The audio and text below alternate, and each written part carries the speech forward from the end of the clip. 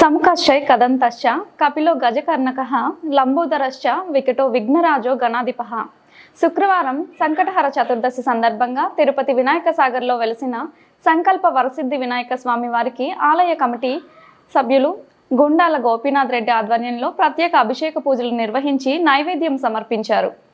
ఈ సందర్భంగా పురోహితుడు సురేష్ స్వామి మాట్లాడుతూ మనుషుల కష్టాల నుండి గట్టెక్కించేది సంకటహర చతుర్థి వ్రతం.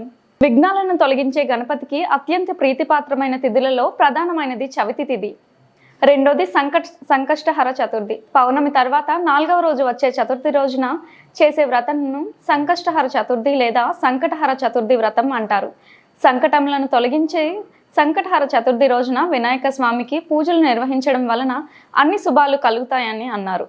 ఈ కార్యక్రమంలో ఆలయ పురోహితుడు సురేష్ స్వామి, ఆలయ ధర్మకర్త కొండే చెంగారెడ్డి, సభ్యులు గుండాల గోపీనాథ్, తొండమనాటి సుబ్రహ్మణ్యం రెడ్డి, రాజశేఖర్ రెడ్డి, డిపి ఆనంద్ చెన్నం, నవీన్ మురళి, దేశ నాగేశ్వరరావు, మల్లారపు వాసుమురళి, వాసు, వేమూరు పాపిరెడ్డి, కృష్ణయ్య, నాద మునిరెడ్డి, విజయలక్ష్మి, శాంతి వాసుదేవరెడ్డి తదితరులు పాల్గొన్నారు. మహాదేవాయ త్ర్యంబకాయ త్రిపురాంతకాయ త్రికాగ్నికాలాయ కాలాగ్ని రుద్రాయ నీలకంఠాయ మృత్యుంజయాయ సర్వేశ్వరాయ సదాశివాయ శ్రీమన్మ. ఓం గణేశాయ నమః.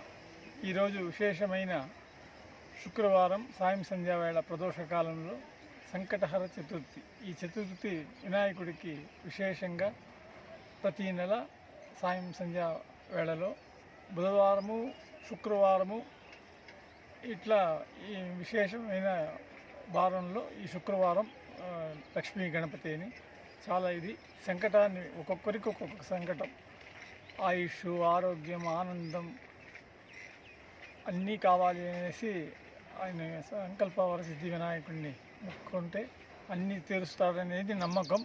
చాలా మందికి చాలా జరుగుంది ఇక్కడ. అదే మాదిరి ప్రతీ నెల ఇక్కడ సాయం సంధ్యా వేళలో చేస్తున్నాము.